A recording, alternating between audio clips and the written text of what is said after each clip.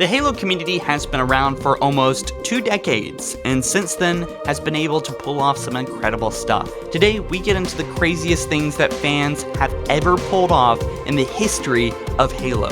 It's gonna be a fun one, guys. Let's go ahead and get into it.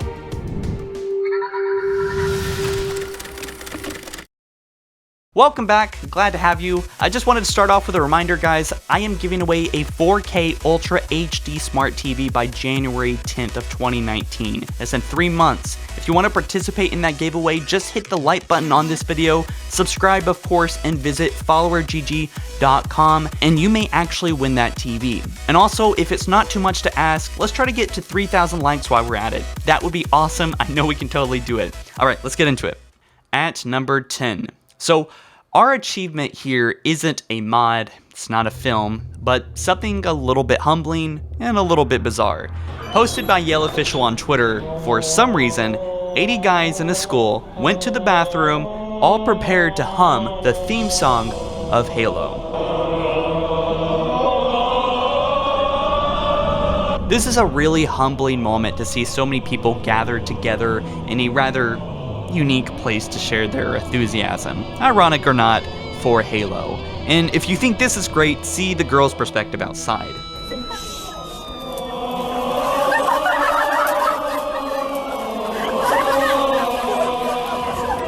At number 9, The Fallen.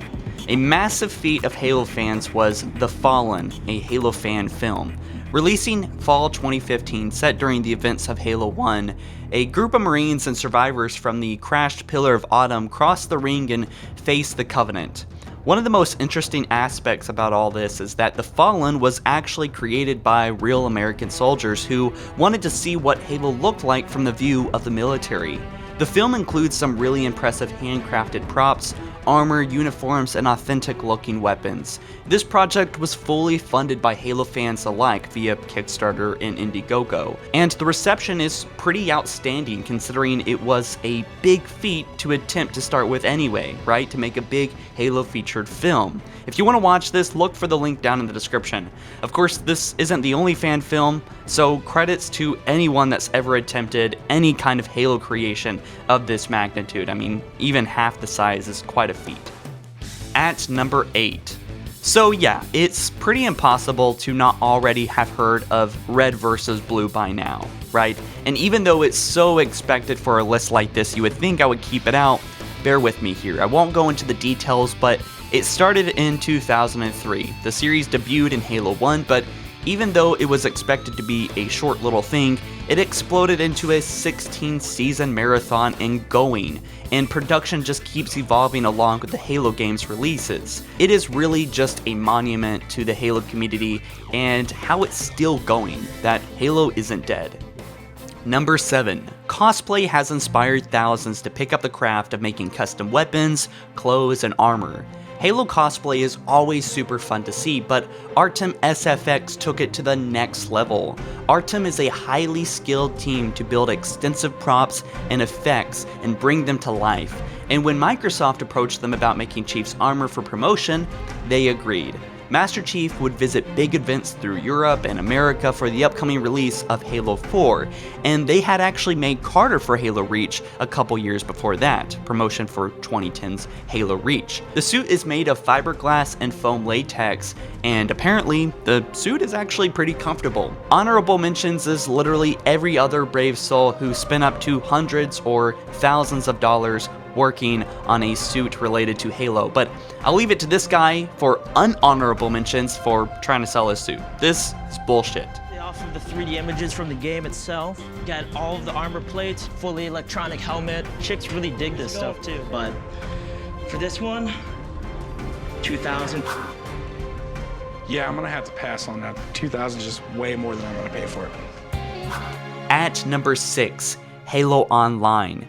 So yeah, this had to make this list. If you've been following HaloFollower or just generally the Halo community this year, then you probably already know why. You know, it made such a significant impact on the community. This game was initially developed by Saber Interactive as a way to expand Halo into other territories such as Russia using assets from Halo 3 or 4, and making it a free-to-play game but heavily loaded with microtransactions and an in-game credit system. Now I would show you guys gameplay, but unfortunately I just can't, and I'll tell you why soon. Before the game was officially shut down for good by Microsoft, the beta released and its files made it into the hands of modders. Not all weapons or maps are available in the base files that were available in the beta, but that didn't stop the El Dorito team from making it a fully functional game, adding a unique Forge mode, functional multiplayer, stable gameplay, and redefining the Halo experience by Halo fans for Halo fans. And for the first time since Halo Reach, the Halo community felt unified. It felt positive and like a pretty good place to be. But it got very popular with its 0.6 update in April 2018, and that caught Microsoft's eye. They halted development, they shut it down with a cease and desist, then claiming they wanted to partnership with the team that had fixed the game up. Although the game has probably been put on the back burner, it is still playable and free to play if you can manage to find yourself a download link. And it is available obviously on Windows computers, but it is also playable on Mac, I'm sure, if you have a Windows Simulator sandbox, and you can run it from there. Certainly, this Halo Online made an impact on the community, and it was a really crazy thing that they pulled off. Number 5. Modding is a big part of any fruitful PC game community, but SVP3 is an incredible Halo 1 PC mod that really blew everything out of the water that came before it. This free to download mod transforms the base game, assuming you already have that gives you the ability to play big levels that have been expanded upon the original. More replay value, all the weapons from previous Halo games, as well as new lore-friendly guns, updated graphics, entirely interesting and changed level designs that adds more depth and strategy, new characters, new enemies, and old enemies like brutes and skirmishers, fun vehicles, dangerous wildlife, and just tons of epic stuff that really spices up the original. And it's all free, assuming you have the base game. Their focus was to bring a sense of exploration and mystery just like that of the original Halo experience had brought to so many.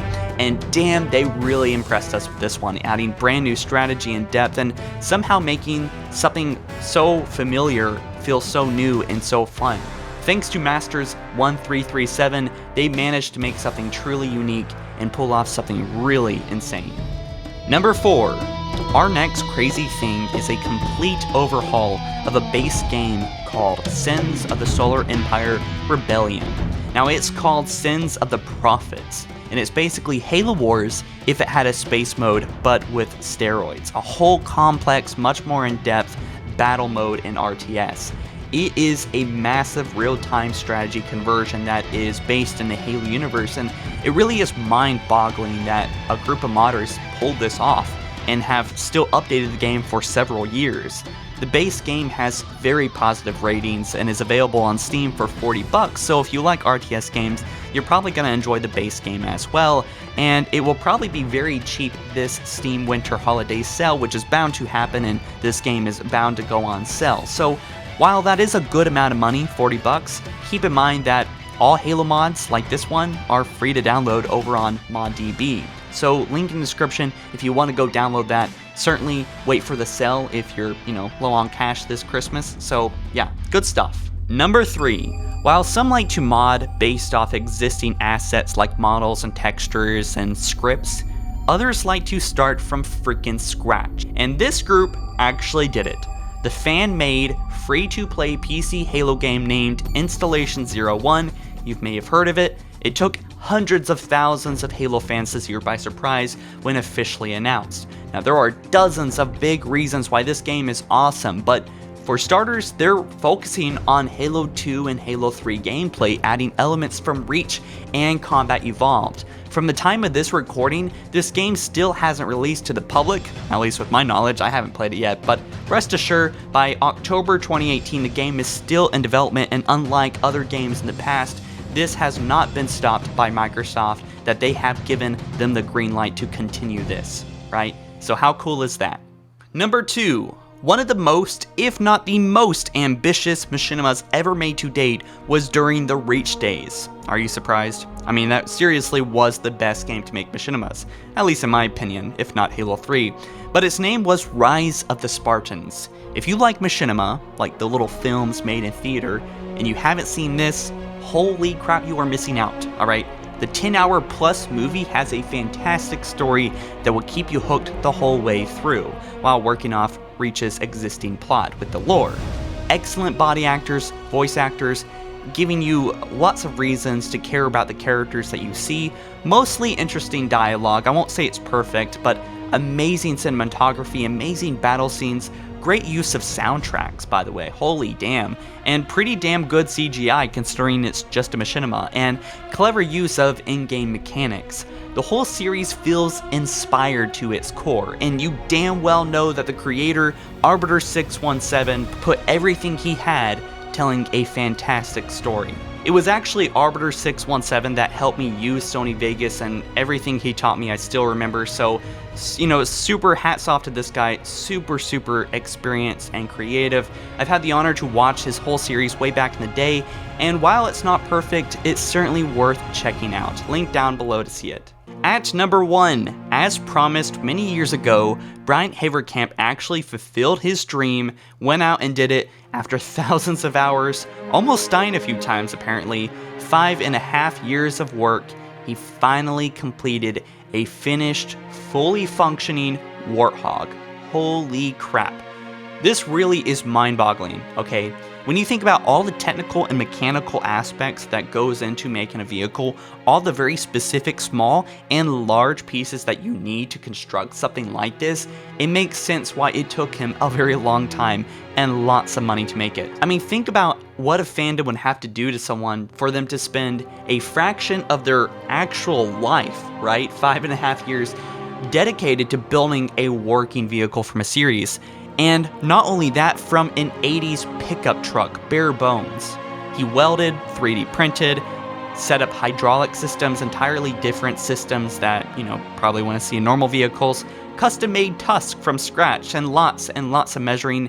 The best part about this is that this Warthog is actually street legal. You can drive it around. If you're pulled over, well, it's safe to drive. It passed inspection apparently. I'd say the hardest part about building this thing is probably the things I didn't expect. I've had to rebuild the engine 3 different times for different reasons. So yeah, please check out the full video down in the description. This really is a masterful piece of art, and I didn't mention a lot of things because I didn't want to take a whole lot from this video. I want to leave some for you guys to explore, obviously, the original video. But this really shows the spirit of a Halo fan's dedication and also talent. I mean, holy wow, this is amazing. It certainly is probably the most craziest thing single-handedly someone actually did with their time involving Halo. If I'm wrong, let me know. Guys, let me know what your favorite thing on this list was. Did I miss anything big? Did I miss any smaller things? Let me know down in the comment section below. Again, also guys, be sure to participate in the 55-inch Smart TV giveaway down in the description. Just go to followergg.com and you will have plenty of ways to participate in the giveaway. Guys, thank you so much for watching. I'll see you in the next one. Be sure to subscribe. Peace.